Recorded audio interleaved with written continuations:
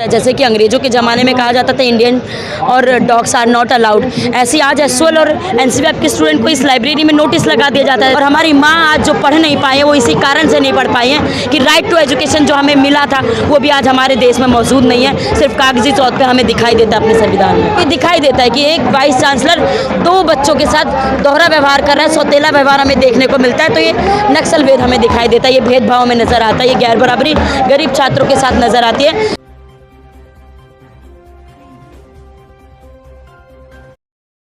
आज आपका जो ये आंदोलन आप कर रहे हैं वो कब से शुरू हुआ है, कब खत्म होगा आपका आंदोलन? ये हमारा 2 दिन पहले शुरू हुआ था, 6 तारीख को।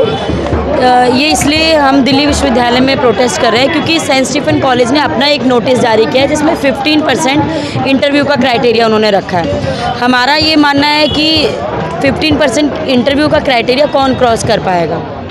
तो इस तरीके से दिखाई देता है कि यूनिवर्सिटी में हर साल नए तरीके से कोशिश की जाती है छात्रों को कॉलेज से बाहर करने की। यहाँ पे ना तो हमेशा हमें दिखता है कि सीट बढ़ रही है, ना तो नए कॉलेज खुलते हुए दिखाई देते हैं। एजुकेशन में, उच्च शिक्षा में आते आते कई छात्र जो है वो एजुकेशन से बाहर हो जाते हैं। तो हमारी डिमांड है कि 20% सरकारी स्कूल के छात्रों को डेप्रिवेशन पॉइंट देना चाहिए ताकि वो भी अपने एजुकेशन को बेहतर करके उच्च शिक्षा में आ पाएँ। और जब तक नए कॉलेज की शुरुआत नहीं हो रही, नए कॉलेज नहीं खोल रहे, तब तक रेगुलर कॉलेज में, सभी कॉलेजेस में जिसमें इवनिंग शिफ्ट नहीं है उनमें भी इवनिंग कॉलेज खोलने की डिमांड है कि ताकि जो इच्छुक छात्र हैं रेगुलर कॉलेज में पढ़ना चाहते हैं वो भी पढ़ पाएँ। और अभी जिस तरीके से सेंट स्टीफन कॉलेज ने जो नोटिस जारी किया उसकी भी जो नोटिस है वो वापस लेने की हमारी डिमांड है। अगर वो स्टीफन कॉलेज अपना नोटिस वापस नहीं लेता है तो हम 3 दिन की चुनौती देते हैं कि डीयू का जो वाइस चांसलर है वो उनको नोटिस जारी करे कि वो अपना नोटिस जो उन्होंने जारी किया 15% इंटरव्यू का क्राइटेरिया जो है उसको वापस लेने के लिए। अगर वो वापस नहीं लेता है तो यहाँ पे लगातार हम लोग डटे रहेंगे, हमारा अनिश्चितकालीन हड़ताल पे बैठे हैं।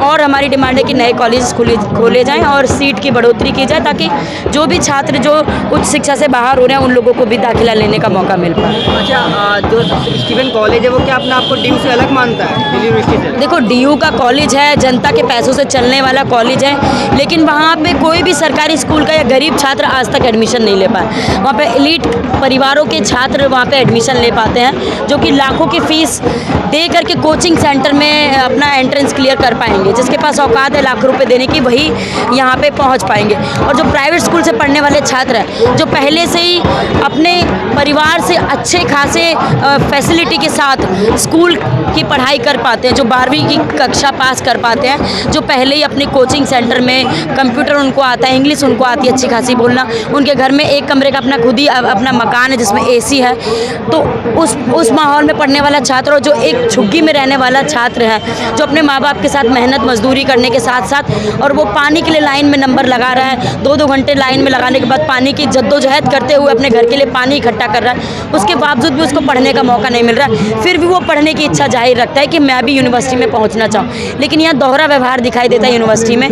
कि दोहरी शिक्षा नीति की मार हमेशा गरीब छात्र खाते हैं। इसकी लगातार हम लोग विरोध करते आए हैं। अच्छा, यूनिवर्सिटी के अंदर भी शिक्षा के अंदर जो जातिवाद फैला हुआ है यूनिवर्सिटी में दिखाई देता है कि नक्सलवेद दिखाई देता है। जैसे कि अंग्रेजों के ज़माने में कहा जाता था इंडियन और डॉग्स आर नॉट अलाउड, ऐसे ही आज एसओएल और एनसीवीएफ के स्टूडेंट को इस लाइब्रेरी में नोटिस लगा दिया जाता है कि एनसीवीएफ और SOL student are not allowed. क्यों? क्योंकि यहाँ पे उनकी मतलब उनके लिए यहाँ पे लाइब्रेरी नहीं है। किताबों से पढ़ेंगे ही तो हम क्या करेंगे किताबों से? कुछ हम वहाँ उसमें कुछ हम कर तो देंगे नहीं कि हम यहाँ पे बम से उड़ा देंगे।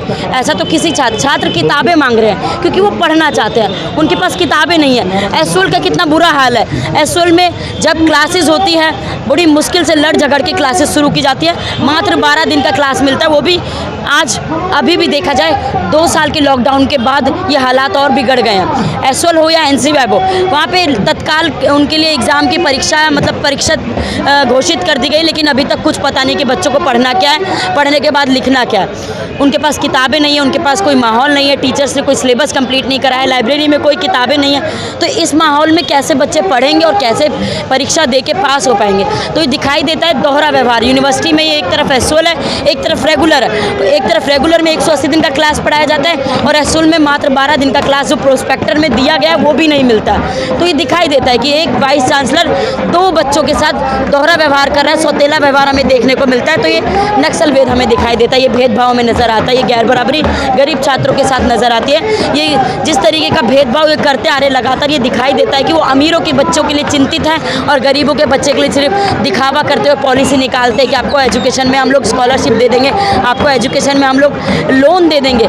ये लोन और स्कॉलरशिप का ढकोसला है कि कुछ छात्रों को, चंद छात्रों को जो सरकारी स्कूल से पढ़ रहे हैं उनको लोन या स्कॉलरशिप दे के आप पास कर देंगे, लेकिन उनकी आगे पास होने के बाद क्या रोज़गार मिल रहा है? और कुछ बच्चों के आधार पे आप लाखों बच्चों का भविष्य नहीं निर्धारित कर सकते हो, लाखों बच्चों का भविष्य एक जैसा नहीं कह सकते हो।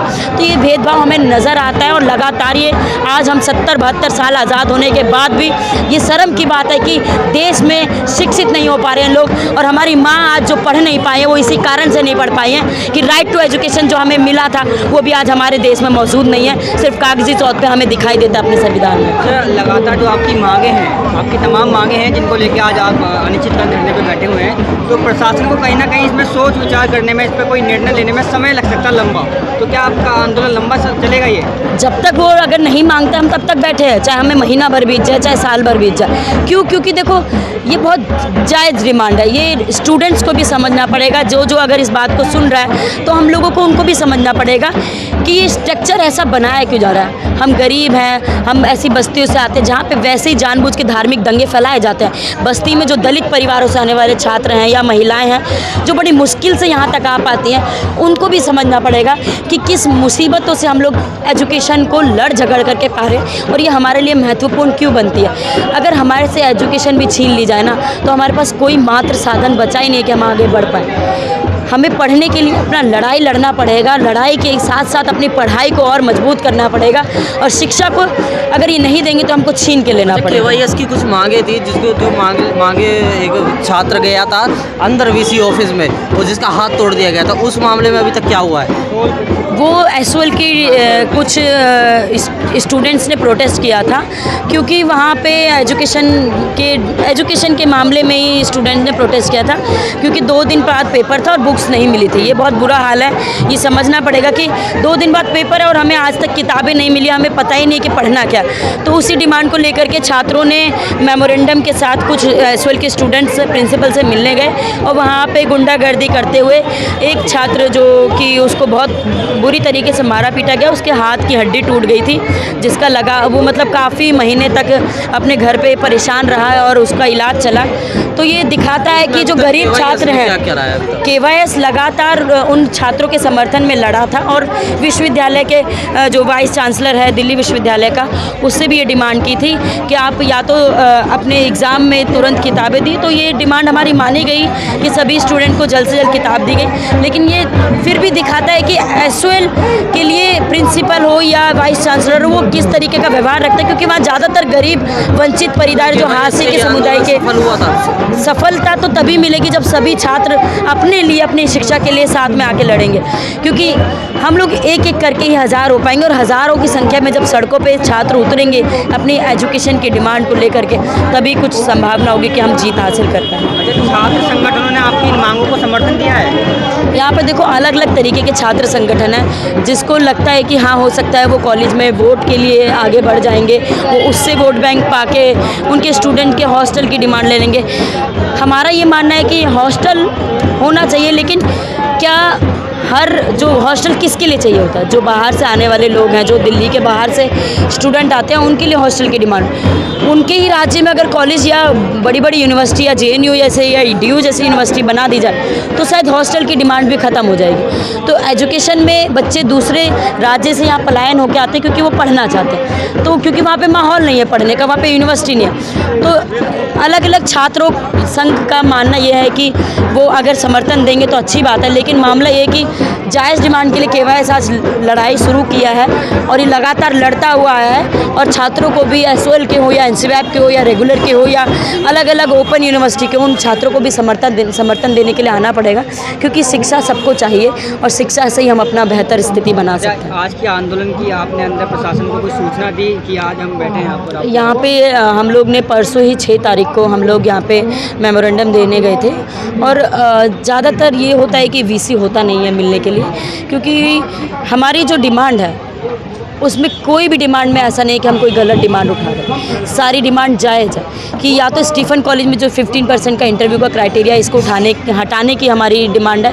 ऊपर से अगर जब तक रेगुलर कॉलेज का नया निर्माण जो नहीं हो पा रहा है, नए कॉलेज नहीं खुल पा रहे हैं, तब तक के लिए जो रेगुलर में जो मॉर्निंग शिफ्ट में, उसमें इवनिंग शिफ्ट में भी कॉलेज खोला जाए, ताकि जो हर साल 5 लाख या 4 लाख बच्चे अप्लाई करते हैं, वो मतलब वो चाहते हैं रेगुलर कॉलेज में पढ़ना और वो नहीं पढ़ पाते, क्योंकि हमेशा सीट की कमी होती है और कट ऑफ में हाई होने के कारण वो सीट की कमी को छुपा लेते हैं, इसीलिए वो कट ऑफ बढ़ा देते हैं। तो उन कॉलेजेस के उन बच्चों को भी रेगुलर कॉलेज में पढ़ने का अधिकार मिल पाए। और जो 20% डेप्रीवेशन पॉइंट की हमारी जो डिमांड है, सरकारी स्कूल से जो पढ़ने वाले छात्र जो बुरे माहौल से पढ़ के फिर भी इच्छा रखते हैं कि पढ़ना चाहते हैं, उनको 20% डेप्रीवेशन पॉइंट दिया जाए, ताकि वो भी अपनी एजुकेशन को आगे बढ़ा पाएँ। यही हम डिमांड लेके VC के पास गए थे और अगर वो नहीं मानेंगे तो हम यहाँ पे डटे रहेंगे।